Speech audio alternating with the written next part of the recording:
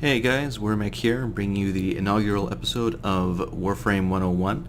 Today we're going to be taking a look at mods. So, to get started, what is a mod? Well, mod is short for module, as it is in most cases. In this game, mods are basically, if you played something like Diablo 2, it's essentially like gems or something that you can like socket into your equipment. They aren't consumed when used though, so they can be reused, and there's a reason why they're a little bit more complicated, which we're about to get into here. So, start out by taking a look over here at some of my mods. So, this here is an example of a mod. There's quite a lot of them in this game. They serve a lot of different utility. You get them mostly through creature drops. So just from killing things, you'll get a little shiny thing on the ground. When you pick it up, it gives you a mod. So let's take a look at some of the things on these mod cards. Let me just actually switch to a different screen here so you can see them a bit clearer while I move my mouse around. Alright, so here we go. So this is a mod. They pretty much all have some standard things to them. They've all got the name up in the top here. In this case, accelerant. In the top right, they've got the cost, which is the number here. So in this case, it costs 5 points. And this is the polarity. We'll get into the polarity in a minute here, so we'll come back to that. You've always got a little picture that just kind of has flavor for it. This tells you what it's for. So in this case, this is actually an ability card for the Ember Warframe specifically. This C10 is for when you're in the PvP mode. You have something called Conclave points, which I'm not going to bother getting into since it's not a very popular mode, but this basically is how many Conclave points this card will be worth if you equip it. And this is the rarity here, of course, so uncommon 1. And then you have some little description of what the actual card does. You also have this on the side here. This is the level of the card. So that, for the level, we'll come back to that in just one moment. First, we'll talk a little bit more about polarity, since that's a very important topic to discuss when it comes to Warframe. So, polarity, as I mentioned, is the icon on the top right of each of these cards here. So in this case, it's got a little bar squiggly thing. And on your Warframe and weapons, respectively, you'll occasionally have a spot that has a symbol similar to those. This is a polarity slot. What this is for is if you socket something on one of those spots, it costs half the points if the icons match, but only if they match. So for example, well, I can't actually take this off because this is normally 9 cost. Because I have it on this matching spot, here, I'll take it off here. So you can see this is 9 cost. Put it on here, it does round up, so it costs me 5 instead of 9, which is a huge savings, of course, especially since you do have very limited space involved on your frames and weapons. This is the points that these go up while you're leveling your Warframe or weapons. They level just through use, so there's nothing super crazy secretive about that. Obviously, kills count more, but you do get some just for playing and having the weapon equipped if you are in a group. If you're playing solo, if you don't use it, you don't get any bonus for it. Now, along with that, if you put something in one of these slots that doesn't match, say, find something that's got low enough cost, fast hands here, this costs 2. Put it in here, it costs 3. So it actually increases the cost if you put it in the wrong slot. So you generally want to avoid that whenever possible. Following that, there's a few important things about the placement. So if we take a look at my kunai here, you can see I've got Hornet Strike, Pistol Pestilence, Convulsion, and Heated Charge. The reason I have them set up this way is if you take a look in the bottom right corner of my screen, unfortunately I can't move my mouse over it, but there's a bunch of descriptions of numbers. You can see it's doing corrosive damage right now. That's actually because of the order of some of my modifications. So corrosive there, and then if I change this like so, now it's doing radiation damage. So the order of things can be important. Aside from weapon damage, it's generally not. There are some cases when you're looking at Sentinels, which are the little AI companions I mentioned in the last video. They do depend on where you put their abilities, which is the 4 with the little kind of 1 minus symbol in the corner. That is kind of their priority for AI. It goes top left, top right, bottom left, bottom right. So in this case, my Sentinel will always try and regen himself back to life first. If he doesn't need to regen, he will try and vacuum up items for me. If there's nothing to vacuum up, he will then just shoot people in the face. The other things don't matter. These are just kind of regular mods that boost things. So, I mentioned earlier that you can level things up, so let's find an example here.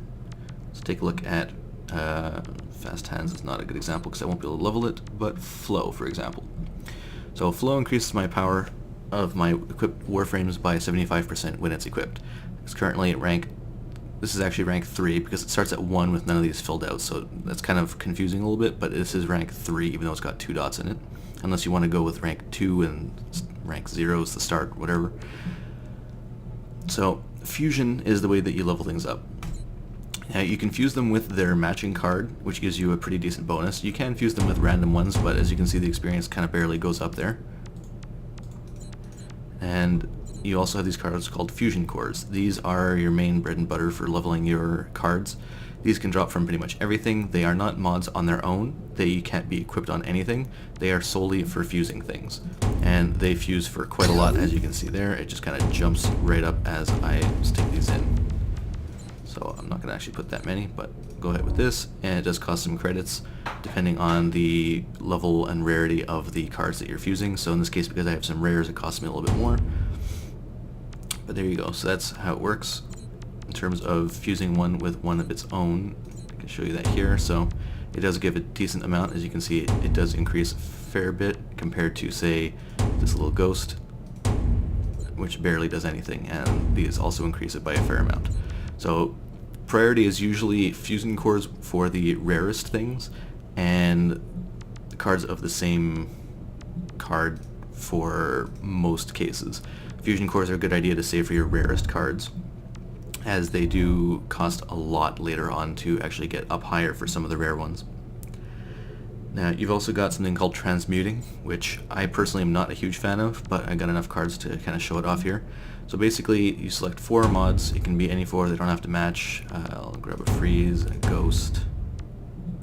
It doesn't let you do the ones that you have, there are certain ones that you can't transmute, but you grab 4, hit apply. Again, you have to pay a little bit depending on the rarity of the cards. You lose those cards and it combines into a new thingy. Now it is random what you get. You can't get every single mod, but you can get most of them this way. Using rarer cards, it makes it more likely for it to be rare, but it does not guarantee it. So that's the main reason I don't like that, because you can actually use 4 rare cards and get a common, which is a pretty abysmal trade. You can also sell mods. They don't sell for very much. It's kind of what you should do if you have a bunch of cards that you really just don't need anymore. There's not really any huge benefit to holding on to them. There's unlimited mod space. You can see up on the top I currently have 229. There's no limit, unlike the number of weapons that you can carry. And you can have duplicates. It does tell you how many dupes that you have as well, which is kind of nice. Makes it easier to keep things kind of clean. I'm a little bit obsessive with making sure that I don't have too many. May not show because of how many I have, but I've been saving up for demonstration purposes. The last thing you can do with mods, which unfortunately I can't show because I don't have access to it, is you can trade them. So trading the cards requires you to be in a clan and have a specific structure built in that clan, at which point you can then trade things to other people within your group. So that is nice for trading some of the rarer cards, either buying them or selling them. It's possible, and actually happens pretty frequently, that people do buy mods, especially the rare ones anyway, for platinum, which is the real money currency. So you can actually make a little bit without having to spend anything. Doing that, you can actually get everything in the game, including mod slots and Warframe slots, without having to pay a cent. So that's definitely an option if you're really a penny pincher and you don't want to have to spend anything. But it kind of works both ways. You can easily have gotten a duplicate of a rare card and pass it over to your buddy just to help him out. It's kind of unfortunate that you can't trade directly without having to be in a clan kind of thing, but it's the way it's set up. There's not really much you can do about that. So there you go. That's pretty much the gist of our look at mods for today. There's a fair number of them. Some of them are pretty rare to get.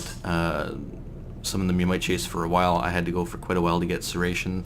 It's just an uncommon, but due to the random number generator, there's a obviously very random chance of actually getting the mods that you want. So certain ones are more uncommon than others, despite what their rarity might say. This is actually a good example of a mod that is actually worth a fair number of platinum. Especially if you've leveled it up higher, the base versions don't really cost that much. This card, due to its 10 levels, costs a lot to get to the max. After a while, it's kind of ridiculous how many cores and credits it takes. But yeah, so with that you can kind of mix and match your various things around. One last thing before we go. Warframes do have a unique slot. It's this slot over here. This one is really not obvious. This is an aura slot I should say. I don't have any auras currently because they're pretty rare. You mostly only get them from alerts. There's a couple that you can get otherwise, but generally it's only from alerts, which are kind of random events created by Digital Extremes to keep things interesting and give you immediate goals. Auras affect your whole team, and contrary to everything else, they actually give you additional points for your modules. If it matches the symbol, it gives you double the normal amount of points. So it's pretty cool, pretty strong, definitely worth trying to match those up, or using a Forma, which is a rare crafting thing that lets you change the polarity of one of your slots to match the one that you want to use, because that's a crazy good bonus, and you will definitely not regret grabbing pretty much any aura and just slapping it in. It really doesn't hurt you and just gives you extra points to play with. So there you go. That's our look at mods. So that's it for me. Wormeck heading out.